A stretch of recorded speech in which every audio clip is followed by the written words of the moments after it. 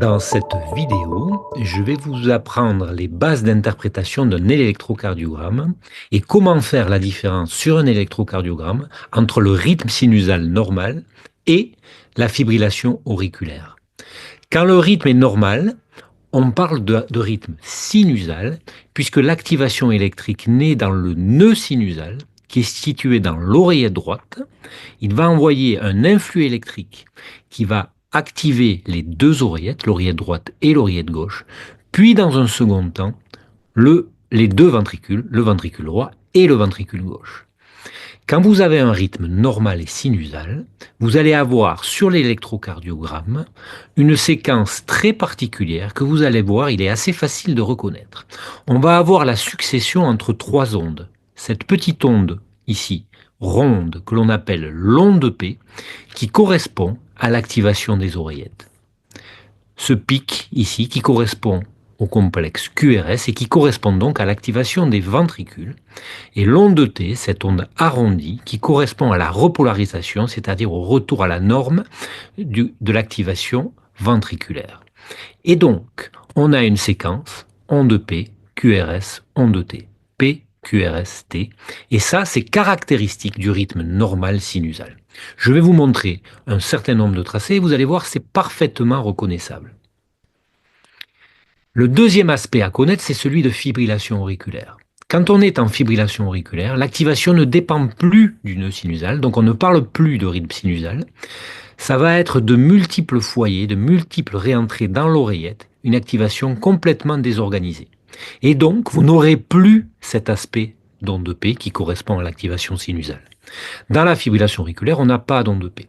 Généralement, les complexes QRS sont plus rapides et sont surtout parfaitement irréguliers. Si je résume donc ce que je vous dis sur le tracé, voilà un rythme normal sinusal, séquence PQRST, PQRST, PQRST. Par opposition à la fibrillation auriculaire, où on a un rythme irrégulier, cet intervalle ici n'est pas le même que celui-là, qui n'est pas le même que celui-là, et on ne retrouve plus cet aspect d'onde P. On trouve parfois de multiples activations comme ceci, mais pas en tout cas cet aspect d'onde P qui précède les complexes QRS. Il est aujourd'hui possible d'enregistrer un électrocardiogramme avec une montre connectée.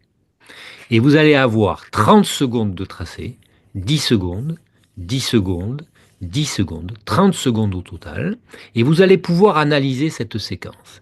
Sachez que la montre elle-même va vous donner un diagnostic. Quand vous enregistrez un tracé avec une montre, il va vous dire, selon elle, selon la montre, est-ce que le rythme est sinusal normal ou est-ce qu'il est en fibrillation auriculaire.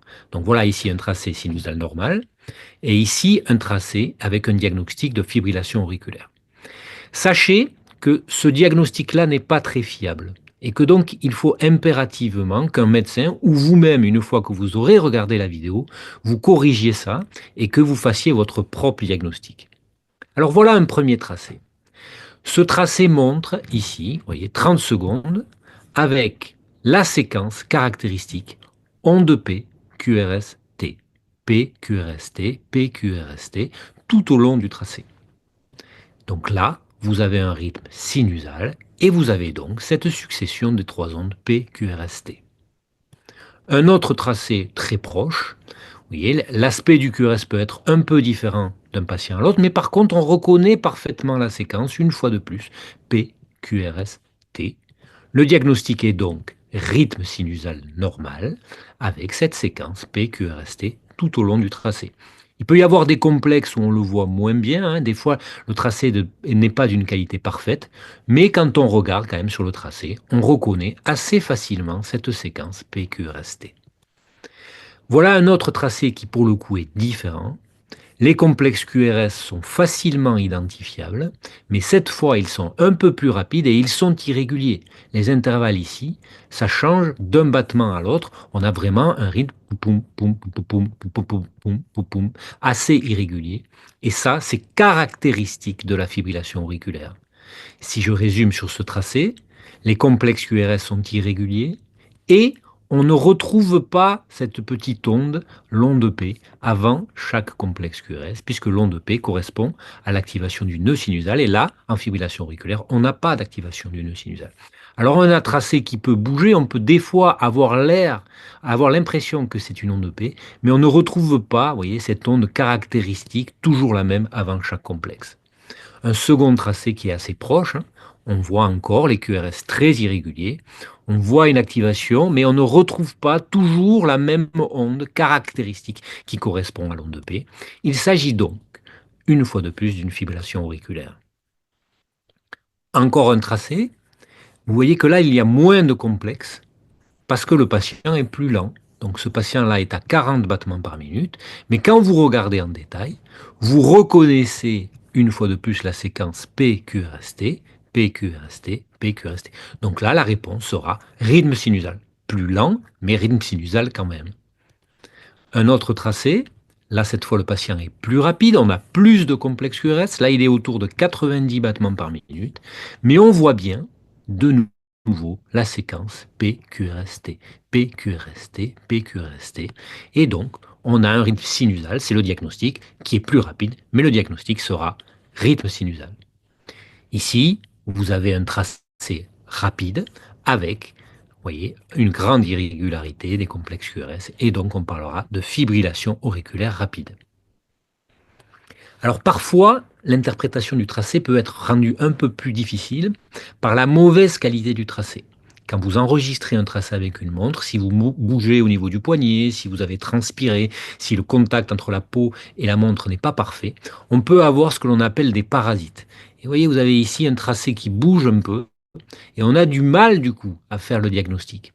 Là, il faudra regarder le tracé sur l'intégralité, sur les 30 secondes, et essayer de rechercher, est-ce que sur certains complexes, on retrouve quand même cet aspect caractéristique PQRST. Alors là, on le voit, mais c'est pas très net parce que ça bouge pas mal. Mais quand vous avez un tracé qui s'améliore, vous voyez, sur cette ligne, le tracé est de bien meilleure qualité, et là, très clairement, on reconnaît le rythme sinusal normal, PQRST. PQRST, PQRST. Vous voyez, sur ce complexe, il peut y avoir un doute parce qu'on ne voit pas bien l'onde P, mais on la retrouve sur l'immense majorité des complexes. Voilà un autre tracé de qualité moyenne. Vous voyez, vous avez un tracé qui bouge pas mal ici. Ça, c'est le patient qui bougeait au moment de l'enregistrement. Et donc là, on a des parasites. Mais quand on regarde le tracé de façon très claire, on reconnaît des complexes QRS. Les complexes QRS sont très irréguliers. On ne retrouve pas l'onde P qui précède. Et donc, on arrive assez facilement, finalement, au diagnostic de fibrillation auriculaire. Il y a un dernier type de tracé à connaître, puisque je vous ai dit, le rythme sinusal, dans la grande majorité des cas, est parfaitement régulier, avec la séquence PQRST. La fibrillation auriculaire, on n'a pas d'onde P et le tracé est très irrégulier. Il peut y avoir quelques exceptions. Ici, par exemple, c'est un tracé de rythme sinusal avec des extrasystoles. Les extrasystoles, ce sont des battements supplémentaires. Ceci est une extrasystole. Ceci est une extrasystole. Ceci est une extrasystole. C'est une extrasystole.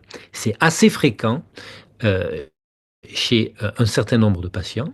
Et ça va vous donner un tracé où vous allez reconnaître sur tout un tas de cycles la séquence caractéristique PQRST du rythme sinusal, mais on a un peu d'irrégularité puisque les extrasystoles vont vous donner un rythme un petit peu irrégulier. Et donc là, la difficulté sera de dire, certes, le rythme est irrégulier, mais ce n'est pas de la fibrillation auriculaire, c'est un diagnostic de rythme sinusal avec des extrasystoles. Et donc dans le test que vous allez faire après, sur ce type de tracé, vous répondrez rythme sinusal, même s'il est irrégulier ici, on a un rythme sinusal avec des extrasystoles. Voilà, vous êtes maintenant armé pour faire ce test. Vous allez être testé sur 40 tracés et vous allez devoir répondre à chaque fois, est-ce que le rythme est sinusal ou est-ce qu'il y a une fibrillation auriculaire? Bonne chance.